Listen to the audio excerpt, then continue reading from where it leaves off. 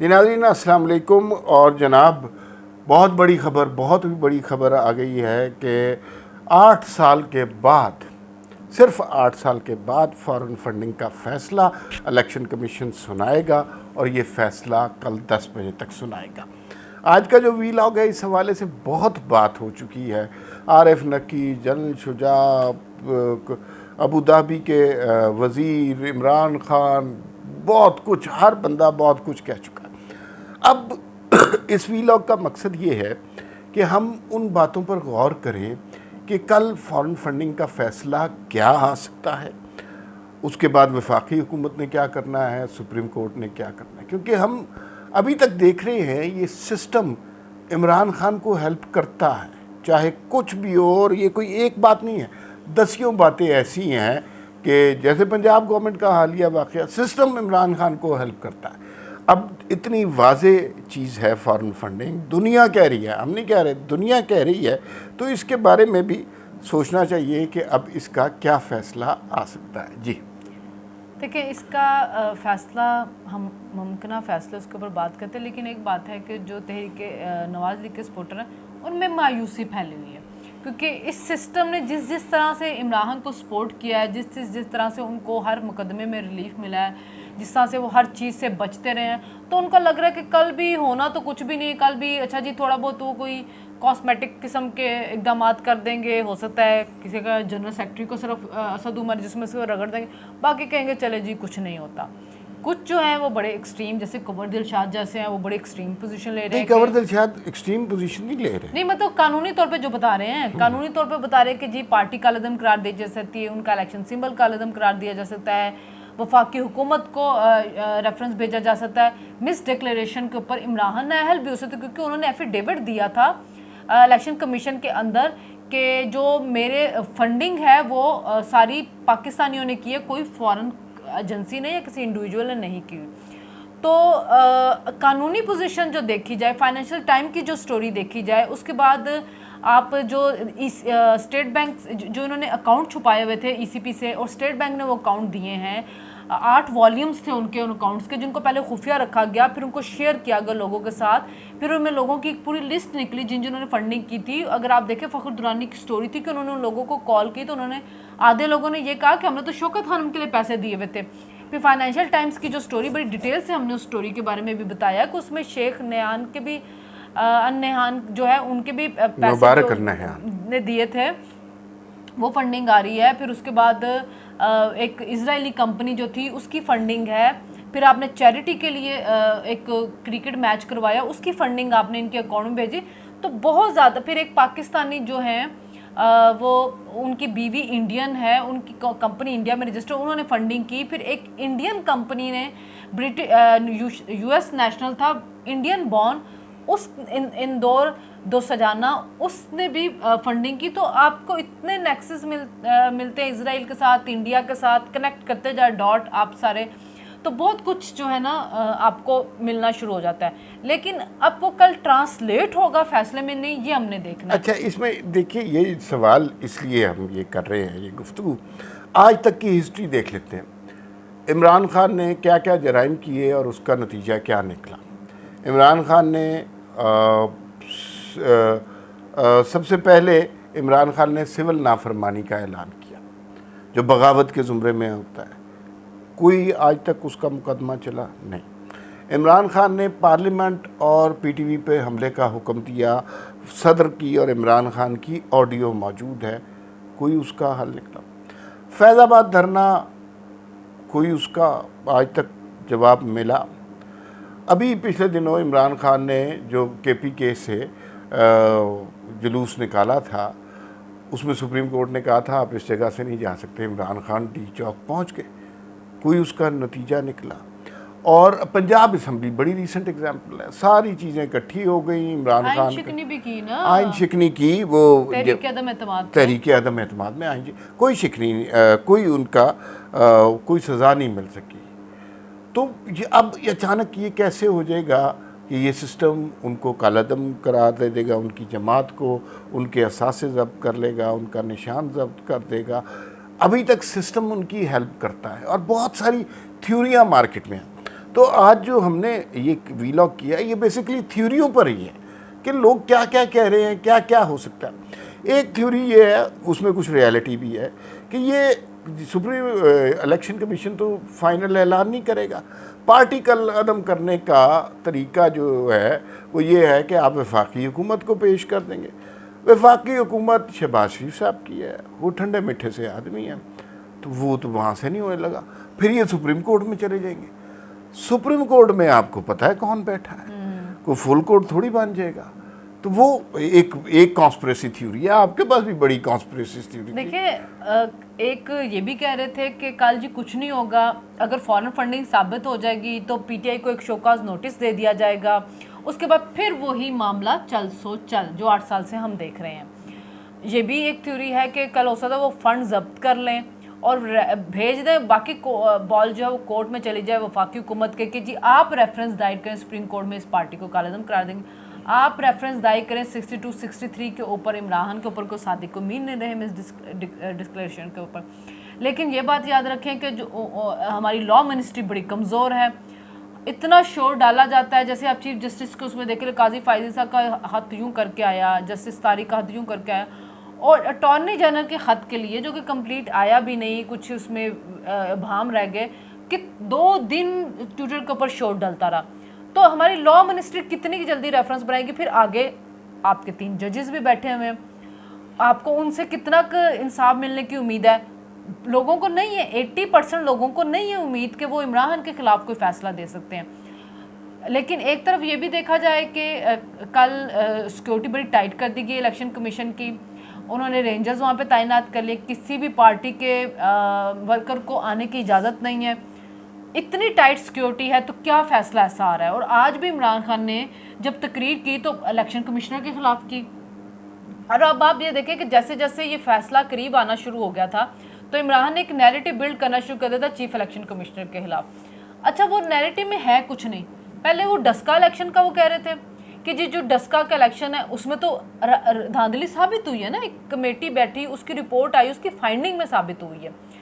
उसके बाद जो उमर चीमा की स्टोरी है कि फरवरी में इन्होंने पूरी कोशिश की कि चीफ जस्टिस मुझसे इलेक्शन कमिश्नर जो मुझसे अकेले में मिले, इमरान ने कहा, उन्होंने कहा जी मैं एक आईनी ओहदे पे बैठा हूँ, आप आए, मैं पूरी अपनी टीम के साथ आपको मिलूंगा, मैं अकेले में आपको नहीं मिलूंगा। तब से इमरान जो थे उनको खटकना शुरू हो गया था कि जी गड़बड़ तो है, हमारे फंडिंग में है तो सही।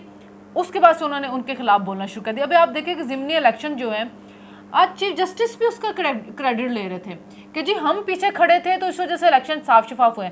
आप पीछे खड़े थे तो फिर तो लोगों को लग रहा होगा कि इलेक्शन किन के हक में साफ शफाफ हो, फिर इलेक्शन कमीशन के पीछे भी आप खड़े हैं, फिर भी आप खड़े हैं तो फॉरेन फंडिंग का फिर अल्लाह ही हाफिज है। अच्छा, इसमें ना अब तो ये आज उन्होंने ऐलान किया था कि जुमेरात को हम इलेक्शन कमीशन के बाहर प्रोटेस्ट करेंगे। अच्छा, जो एक केस वो बना रहे हैं उनके ऊपर वो ये कि जी हमारी मखसूस नशिस्तों के ऊपर इलेक्शन कमीशन जो था वो बंदों को वो नहीं कर रहा था, नोटिफाई नहीं कर रहा था, तो हम हाई कोर्ट गए हैं तो हाई कोर्ट ने उसको हमें कहा, फैसला दिया, तो उसके बाद ये जो था नोटिफाई किया गया। ये एक थोड़ा सा उनकी फेवर में चीज़ जाती है। अदरवाइज उनके पास कोई ग्राउंड नहीं है चीफ इलेक्शन कमिश्नर के खिलाफ बोलने की। वो इलेक्शन कमिश्नर जिनको ये खुद लेके आए, जिनकी ईमानदारी की मिसालें ये देते थे, जिसके बारे में ये कहते थे कि मैंने बड़ी अच्छी अपॉइंटमेंट की, कुछ टाइम पहले के जाए उनके आप उठा के देख लें। देखिए आजकल के दौर में ये सहूलत है कि आपसे मीडिया के जरिए कुछ छुपता नहीं है, सब कुछ आपके सामने होता है। जो बयानात आपने दिए रिकॉर्ड पे मौजूद हैं। चीफ इलेक्शन कमिश्नर के बारे में जो कुछ आप कहते हैं, सिर्फ फॉरेन फंडिंग के केस की वजह से आपने एक नैरेटिव बिल्ड करना शुरू किया, जिसकी वजह से जाहिर है आपके सपोर्टर कल फैसले के ऊपर अच्छा, पता है कि क्या हाँ बिल्कुल सही है, वो तो एहतजाज होगा, लेकिन अब हाँ ट्रेंड बनेगा, गालम गलोच वो तो जाहिर है रूटीन। होगी। अब सवाल एक इस नज़र से भी देखते हैं, अब तक इसके बारे में कितने हौलनाक सबूत आ गए जो किसी भी और सियासी जमात, किसी भी और फ़र्द के बारे में, किसी भी और इदारे के बारे में आते तो क़यामत मच चुकी होती। सबूत जो आए हैं फ़ॉरेन फंडिंग के हवाले से, इमरान खान ने झूठ बोला, गलत कागजात जमा कराए, इसराइल की फ़ंडिंग शामिल है, इंडिया की फ़ंडिंग शामिल है, शुजा पाशा ने मीटिंग कराई आरिफ नकवी के साथ, दुबई की, अबू धाबी की फ़ंडिंग शामिल है, और सी पैक को तबाह करना मकसूद था। आरिफ नकवी जो कि अमेरिका में 291 ईयर्स के लिए मतलूब है, जो कि बरतानिया में भी उसके ऊपर केस चल रहा है, जो अब एमिरेट्स में भी वो फंस रहा है बुरी तरह। तो वो ऐसे शख्स ने ये सारी फंडिंग की, $2 मिलियन अभी तक पता चला है। और ये जो है ये इससे बहुत बड़ी रकमों का फ़ैसला अभी इसके बीच में पोशीदा है, और बहुत सारी बड़ी बड़ी बातें, ये सारी चीज़ें अब सामने आ गई हैं। कहाँ मीटिंग हुई, किसने करवाई, उस सब के बावजूद अगर रिलीफ मिल जाता है इमरान खान को इस सारे फैसले से, और कोई ऐसी, अब हमें नहीं पता, कोई ऐसी कानूनी और आईनी किस्म की गुंजलक डाल दी जाती है, जैसे पंजाब असम्बली में डाल दिया कि नहीं पार्लिमानी सदर कोई और होता है, पार्टी का इस तरह की कोई चीज़ डाल देती है, तो फिर इस मुल्क में इंसाफ नहीं हो सकता। फिर कोई तवक्को नहीं रखनी चाहिए कि इमरान खान अपनी तमाम तर जुल्म के बावजूद इस मुल्क से कभी जा सकता है। फिर ये भी पता चल जाएगा न्यूट्रल कोई नहीं है, वो भी साथ पीछे जमे हुए हैं, अदालतों को भी वो चला रहे हैं, इलेक्शन कमीशन को भी वो चला रहे हैं।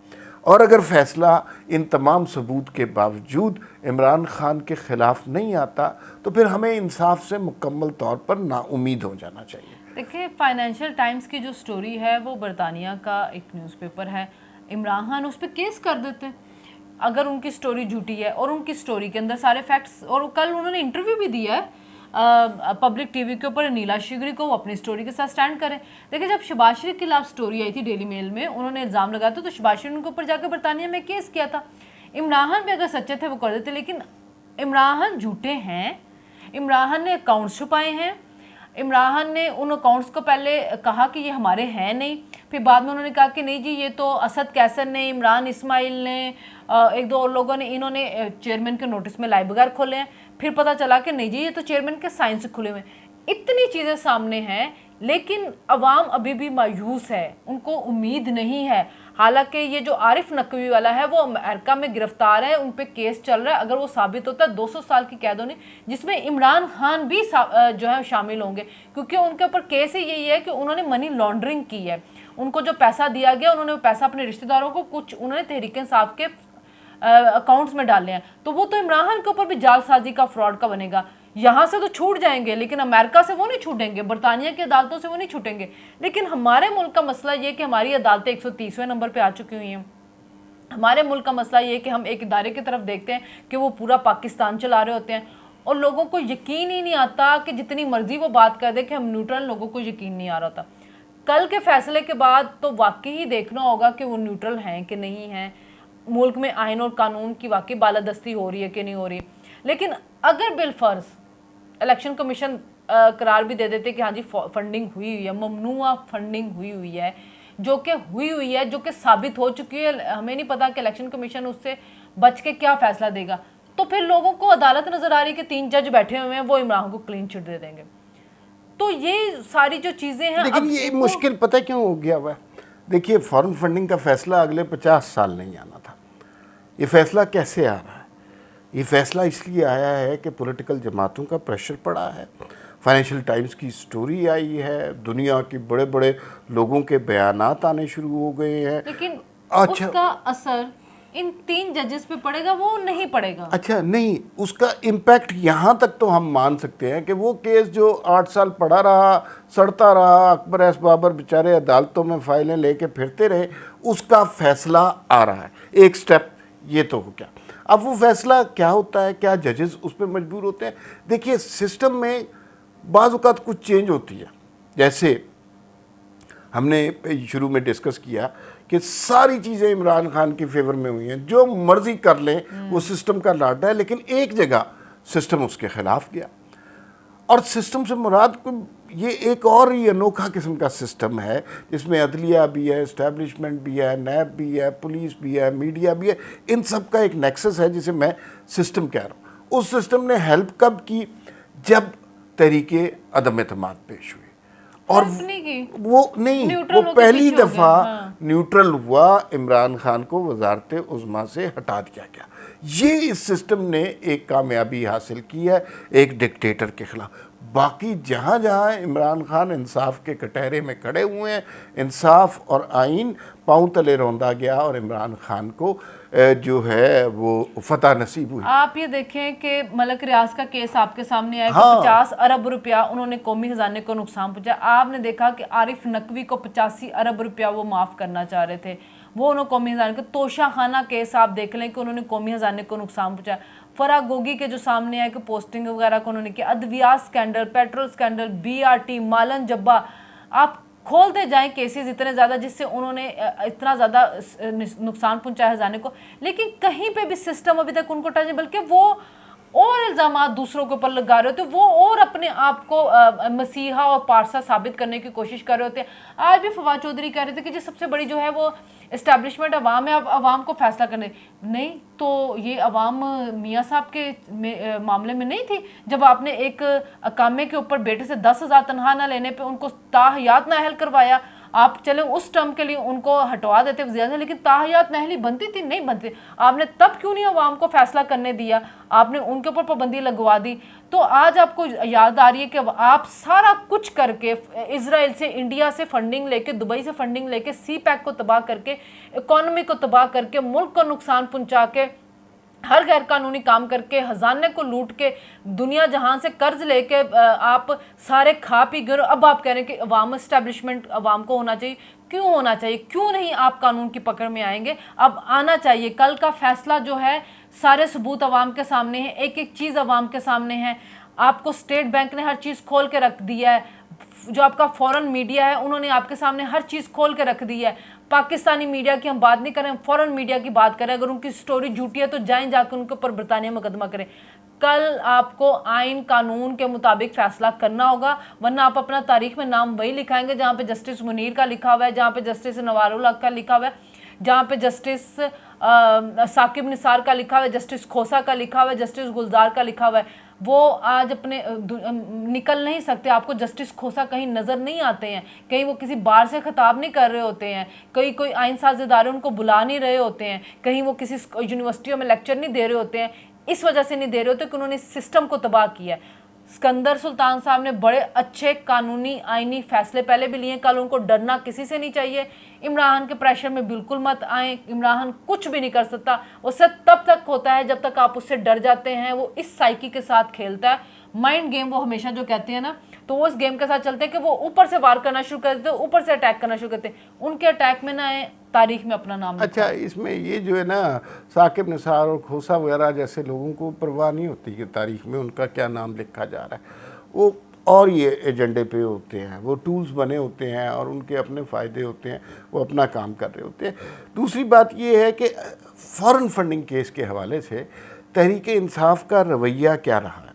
फवाद चौधरी साहब भी इलेक्शन कमीशन पे बरस रहे हैं, इमरान खान साहब भी इलेक्शन कमीशन पे बरस रहे हैं और बहुत अरसे से बरस रहे हैं। इन्होंने कहा मिस्टर एक्स और मिस्टर वाई पंजाब असम्बली में इलेक्शन कमीशन के थ्रू धांधली कर रहे हैं। और वो मिस्टर एक्स एंड वाई ने ये किया कि इमरान खान जीत गए इंतखाबात में, तो इलेक्शन कमीशन की फिर भी तारीफ नहीं की, फिर भी कहा चोर है, डाकू है ये जो है इलेक्शन कमिश्नर, और ये जो है टाउट बना हुआ है, चोरों के साथ मिला हुआ है। और इलेक्शन कमिश्नर जो है उनकी जो क्रेडिबिलिटी है वो बड़ी अच्छे ऑफिसर की है। और फिर इसमें एक नुक्ता ये भी देखना चाहिए कि ये खौफ है, तहरीक इंसाफ के अंदर का खौफ है, जो बाज़ औक़ात उनको हमाकते करने पर मौजूद करता है।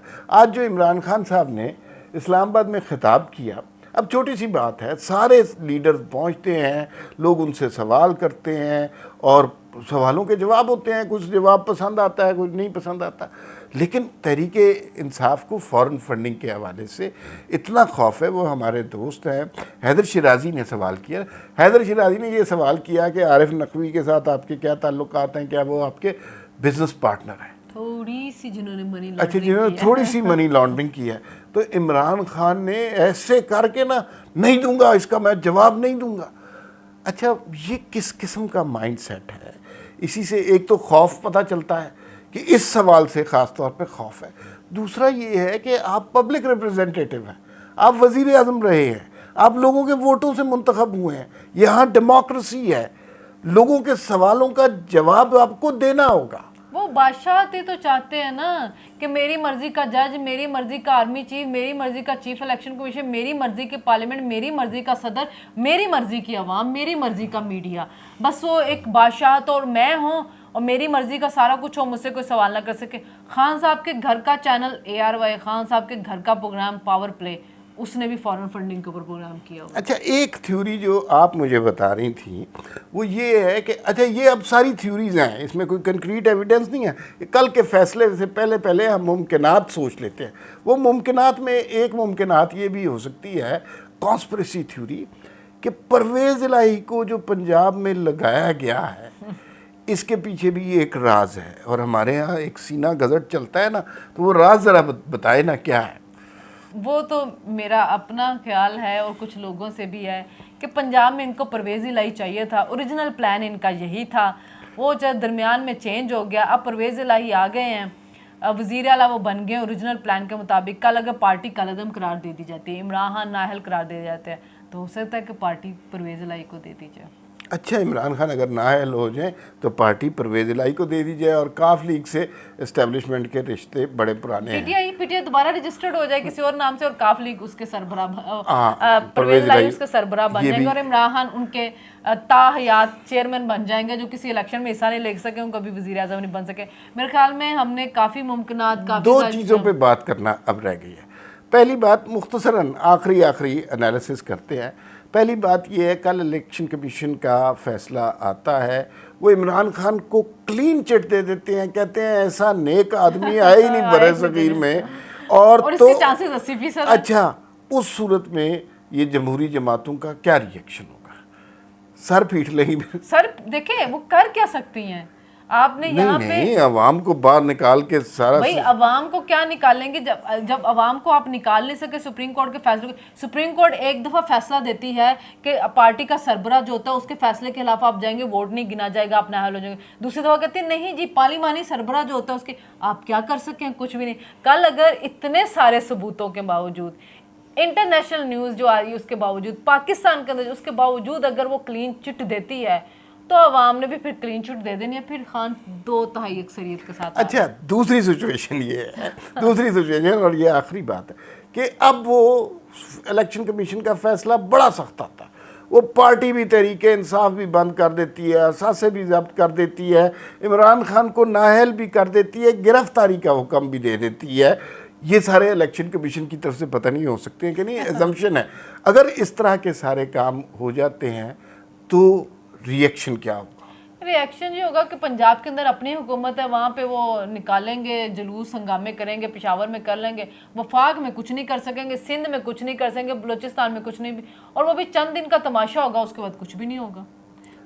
लेकिन ये याद रखें कि 3 जजेस हैं ना, 3 जजेस हैं। इसी पे बात ख़त्म करते हैं। और हमारी तवक्कुआत इलेक्शन कमीशन से तो हैं ही हैं, लेकिन 3 जजेस से भी वो जो है ना, भूटान की 3 रुकनी अदलिया के पास जाकर मामला ये फंसेगा सारा अल्टीमेटली। या ये जाएगा वज़ीर आज़म पाकिस्तान के पास, जो ज़रा मफाहमत वगैरह के कायल है, ठंडे फैसले करते हैं। और दूसरा फिर ये जाएगा सुप्रीम कोर्ट, भूटान की अदालत के पास। वो खान साहब हैंडसम भी हैं, क्यूट भी हैं, दुलारे भी हैं और उनको बड़े प्यारे भी हैं। तो वो सूरत हाल अभी कल तक के लिए बहुत वक्त है। कल सुबह 10 बजे ये फैसला आएगा। 12 घंटे रह गए हैं। उन 12 घंटों के बाद ये मुल्क यकीनन मुख्तलिफ मुल्क होगा। दोनों सूरतों में अगर फैसला खान साहब के हक़ में आ गया या फैसला खान साहब के ख़िलाफ़ आ गया, जिस कदर सबूत मौजूद हैं, उसके बाद खान साहब के हक़ में आ तो नहीं सकता, लेकिन पाकिस्तान में कुछ भी हो सकता है। फिर मुलाकात होगी। अल्लाह हाफ़िज़।